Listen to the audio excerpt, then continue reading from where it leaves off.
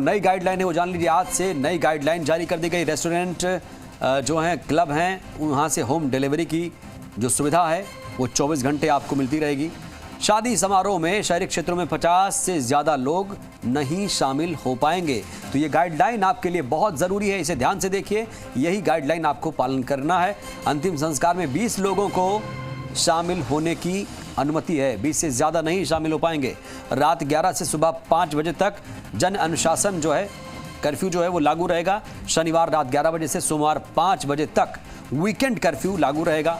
रविवार को आवश्यक सेवाओं को छोड़कर पूरी तरह से सभी बंद रहेंगे और कोरोना प्रोटोकॉल की पालना ज़रूरी है। उल्लंघन पर आपको जुर्माना देना पड़ेगा।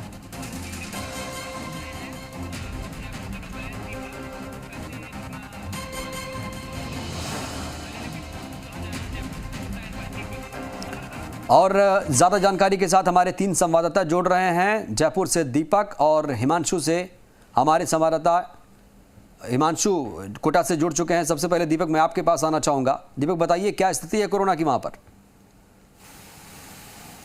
देखिए, आज से राज्य सरकार की ओर से नई गाइडलाइन है वो लागू हो चुकी है। कई पाबंदियां लगाई गई है। उस पाबंदियों में 30 जनवरी तक, यानी कि स्कूल तो बंद रहेंगे कक्षा 1 से 12वीं तक, जिसमें नगर निगम और नगर पालिका क्षेत्र के ये स्कूल हैं। साथ में अब जन अनुशासन कर्फ्यू यानी कि 11 से 5 बजे तक रहेगा। साथ में वीकेंड जो कर्फ्यू है शनिवार रात 11 बजे से सोमवार सुबह 5 बजे तक रहेगा। ये गाइडलाइन तय की गई है। साथ में ये कहा गया है कि जो मंदिर हैं, धार्मिक स्थल हैं, वो सुबह 5 बजे से और रात्रि 8 बजे तक खुल सकेंगे। रेस्टोरेंट और ये जो होटल्स हैं, ये 50% क्षमता के साथ उनमें बैठने की क्षमता होगी। आज से नई गाइडलाइन की शुरुआत हो चुकी है। देखिए, लेकिन जोधपुर, जयपुर और कह सकते हैं 3 जिले ऐसे हैं जो रेड जोन के अंदर हैं। हमारी जो TPR है, टेस्ट पॉजिटिव रेट है जयपुर की, वो 15% से ऊपर पहुंच चुकी है। राजस्थान में 25,000 कोविड एक्टिव केस हैं, जिसमें जयपुर की यदि हम बात करें तो 12,000 से ज़्यादा पॉजिटिव केस हैं। इसमें कंटेनमेंट जोन भी लगाना अब शुरू कर दिया है। जयपुर को 23 हिस्सों में बांटा गया है, जहां पर इंसिडेंट कह सकते हैं कि 3 टीमें बनाई गई हैं, जिसमें पुलिस, प्रशासन और हेल्थ डिपार्टमेंट के अधिकारियों को शामिल किया गया है। हमारे साथ अतिरिक्त जिला कलेक्टर हैं शंकर लाल सैनी। सर, आज से नई गाइडलाइन की शुरुआत हो चुकी है, क्या कुछ रहेगा, किस तरह की पाबंदी और किस तरह से सख्ती बरती जाएगी? सर, अब आज से जो नई गाइडलाइन लागू हुई हैं उसमें नगर निगम और नगर पालिका क्षेत्रों में 12वीं क्लास तक की स्कूलें बंद रहेंगी और 12वीं क्लास तक के लिए जो कोचिंग कर रहे हैं वो भी बंद रहेंगे। इसके अलावा जो मंदिर हैं वो सुबह 5 बजे से लेकर और 8 बजे तक खुले रहेंगे, दर्शनार्थियों के लिए खुले रहेंगे, लेकिन उसमें पूजा सामग्री ले जाना, प्रसाद चढ़ाना उस पर बैन रहेगा। कर्फ्यू रात्रि 11 बजे से लेकर सुबह 5 बजे तक रहेगा। और आज से नई गाइडलाइन लागू हैं, उनमें जो है वीकेंड पे भी शनिवार को रात को 11 बजे से लेकर और सोमवार को सुबह 5 बजे तक, यानी कि पूरे संडे के दिन में भी कर्फ्यू रहेगा। सर, क्या जो दुकानें, आवश्यक वस्तुओं की दुकानें खुलेंगी इस वीकेंड कर्फ्यू में? हाँ, वीकेंड कर्फ्यू में आवश्यक, जैसे फैक्ट्रियाँ हैं, अत्यावश्यक सेवाओं की जो दुकानें हैं, मेडिकल की शॉप्स हैं, या जो ऑफिसेज हैं जिनमें इससे रिलेटेड जो वर्क हो रहे हैं, तो वो उनको अनुमति प्रदान की गई है। सबसे बड़ी दिक्कत है सावे वालों को। 14 जनवरी से सर मलमास खत्म हो रहा है, ऐसे में लोगों ने बुकिंग करा दी है, 50 लोगों की अनुमति दी गई है, किस तरीके से रहेगा सर? शादी समारोह हो या चाहे भले धार्मिक आयोजन हो, सांस्कृतिक आयोजन हो, किसी तरह का खेल कूद हो, सब में ही नगर पालिका और नगर निगम क्षेत्रों में संख्या को 50 कर दिया गया है। तो ये 30 जनवरी तक, अभी तक जो गाइडलाइन उसमें 30 जनवरी तक की संख्या को 50 किया गया है, तो इनमें तो 50 की संख्या में इसको करना पड़ेगा। हालांकि शादी समारोह में जो बैंड वाले हैं उनको इसमें शामिल नहीं किया गया, लेकिन चूँकि कोविड का प्रसार बढ़ता जा रहा है, इसको देखते हुए ये 50 की संख्या सीमित की गई और उसी में उनको अपने को इसके लिए अनुमति लेनी पड़ेगी SDM? इसके लिए कोविड इन्फो जो ऐप है उस पर या 181 पे जो है उनको सूचना देना अनिवार्य है। और सूचना देने के बाद वो जब सूचना देते हैं उसके बाद प्रशासन की तरफ से, पुलिस की तरफ से कोई ना कोई उसमें मॉनिटरिंग करेगा। उनको उस समारोह की वीडियोग्राफी करना अनिवार्य है, जो जब भी इंसिडेंट कमांडर या SDM के द्वारा चाहे जाने पर उनको दिखानी होगी। सर, बाजारों के अंदर अभी भी भीड़ है, हॉट बाजार लग रहे हैं सर, बड़ी संख्या में लोग जुड़ते हैं सर। बाजारों के लिए भी हमने जो है अभी जयपुर में 22 इंसिडेंट कमांडर जो है वो सिटी एरिया में, इसके अलावा ग्रामीण एरिया में SDO जो हैं उनको वो इंसिडेंट कमांडर के रूप में कार्यरत हैं। और वो इस मामले में जयपुर में इंसिडेंट कमांडर्स के साथ जो है ACPs हैं, मेडिकल हेल्थ के जो है डॉक्टर्स हैं। इसके अलावा हमने नगर निगम के जो है रेवेन्यू अफसर्स को भी साथ टीम में जोड़ा गया है, ताकि वो सब इस मामले में निगरानी रखें और ये सोशल डिस्टेंसिंग की पालना करवाएं। सर अब तक कितने कंटेनमेंट जोन हमने जयपुर में लगा दिए हैं सर, जहाँ हाँ, अब जहाँ जयपुर में एक साथ जहाँ ज़्यादा केसेज आ रहे हैं वहीं कंटेनमेंट जोन इसमें बनाए जा रहे हैं। तो वर्तमान अब तक 21 कंटेनमेंट जोन भी बनाए जा चुके हैं और जिनमें पालना करवाई जा रही है। तो सर आज से किस तरीके से अपने फील्ड अफसर रहेंगे सर तैनात? अपने जो इंसिडेंट कमांडर्स हैं उनको गाइडलाइन भेज दी गई थी, उनको इस मामले में पुनः बैठक करके उनको सबको बता दिया गया था और वो आज से सब एक्टिव है। हालांकि एक्टिव पहले से भी थे, उनको और हिदायत दे दी गई है कि गाइडलाइन की जो है पालना सुनिश्चित करवाएं। देखिए गाइडलाइन की पालना सुनिश्चित करानी होंगी इंसिडेंट्स कमांडर्स को, क्योंकि डीडी में बिल्कुल दीपक देखिए, इसे गाइडलाइन की पालना सुनिश्चित कराने में चुनौतियों का सामना भी करना पड़ेगा। और चलिए रुख करेंगे कोटा से, हमारे संवाददाता हिमांशु भी लगातार जुड़े हैं। हिमांशु देखिए, ये जो गाइडलाइन है आज वाली कोरोना की जो नई गाइडलाइन है बेहद ही सख्त है, और बताइए इसे किस तरीके से फॉलो कराया जाएगा?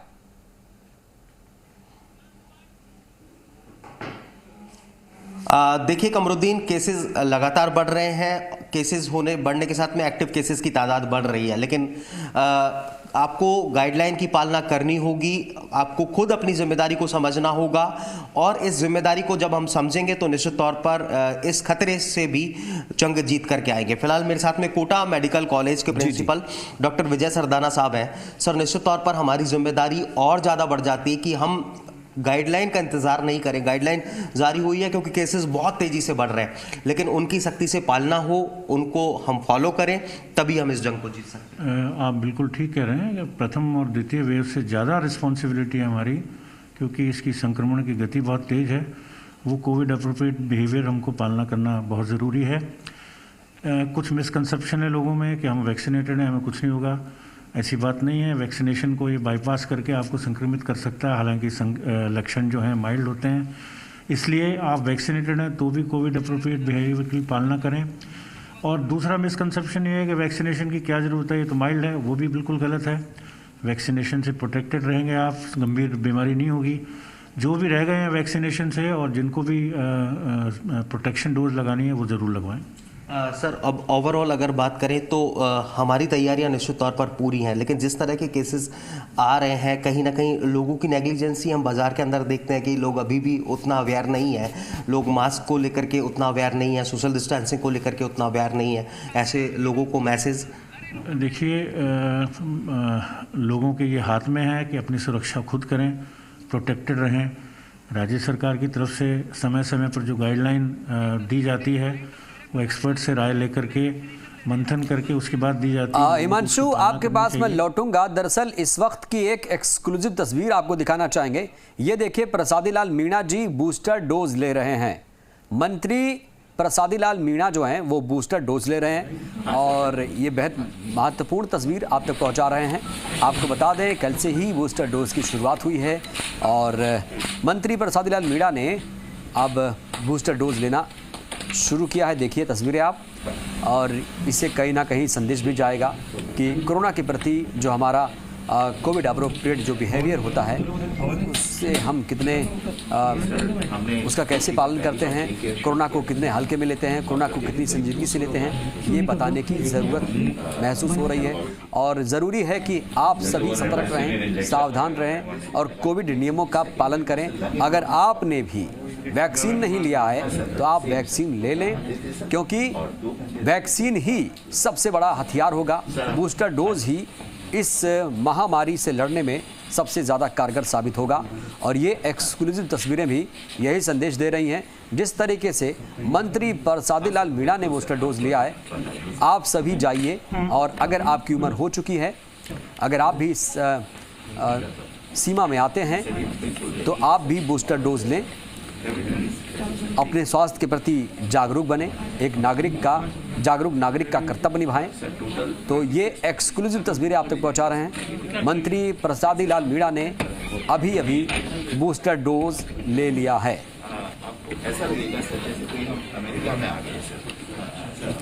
और आपको बता दें, आज से राजस्थान में कोरोना की नई गाइडलाइन भी जारी कर दी गई है, और ये गाइडलाइन जो है बेहद ही सख्त है। सोशल डिस्टेंसिंग ना करने पर जुर्माना है, मास्क नहीं लगाने पर भी 1000 रुपये का जुर्माना लगाया गया है। तो ऐसे में सख्त ये गाइडलाइन है, और इसी सख्त गाइडलाइन से ही समाधान की तरफ प्रयास किया जा रहा है। तो ये एक्सक्लूसिव तस्वीरें आप तक हमने पहुंचाई। मंत्री प्रसादी लाल मीणा ने अभी अभी बूस्टर डोज लिया है।